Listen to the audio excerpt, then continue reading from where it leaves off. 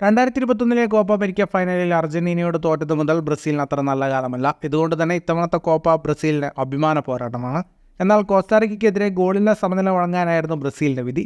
ഇതോടെ ബ്രസീൽ ടീമിനെതിരെ രൂക്ഷ വിമർശനമാണ് ഉയർന്നിരിക്കുന്നത്.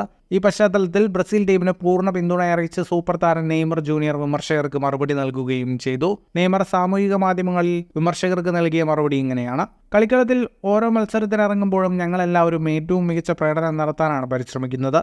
ചില ദിവസങ്ങളിൽ എത്ര ശ്രമിച്ചാലും പ്രതീക്ഷ പോലെ കാര്യങ്ങൾ സംഭവിക്കില്ല. മറ്റു ചിലപ്പോൾ എല്ലാ കാര്യങ്ങളും അനുകൂലമായി വരും. ബ്രസീൽ ഫുട്ബോൾ താരമാവുക എന്നത് എളുപ്പമുള്ള കാര്യമല്ല. ഓരോ താരത്തിനെയും ഓരോ കിക്കും പാസും ജീവിതവുമെല്ലാം എല്ലാവരും ഉറ്റുനോക്കിക്കൊണ്ടിരിക്കും. ബ്രസീലിലെ എല്ലാവരും ഫുട്ബോൾ താരങ്ങളാവാൻ ആഗ്രഹിക്കുന്നു. അവർക്കെല്ലാം ബ്രസീൽ ദേശീയ ടീമിൽ കളിക്കണമെന്ന സ്വപ്നമുണ്ട്. അതിനായി എല്ലാവരും പരിശ്രമിക്കുന്നു. ഇതുകൊണ്ട് തന്നെ ടീമിന് പുറത്തുള്ളവർ കരുതുന്നത് ടീമിലുള്ളവരെക്കാൾ കാര്യങ്ങൾ അവർക്കറിയാമെന്നാണ്. നിങ്ങൾ പുറത്തുനിന്ന് കാണുന്നതല്ല ടീമിനകത്ത് നടക്കുന്നത്. കോസ്റ്റാറിക്കയ്ക്കെതിരായ മത്സരത്തിൽ ഗോളും വിജയവുമില്ലാതെ വന്നപ്പോൾ പലതരം വിമർശനങ്ങൾ ഉയർന്നത് കണ്ടു.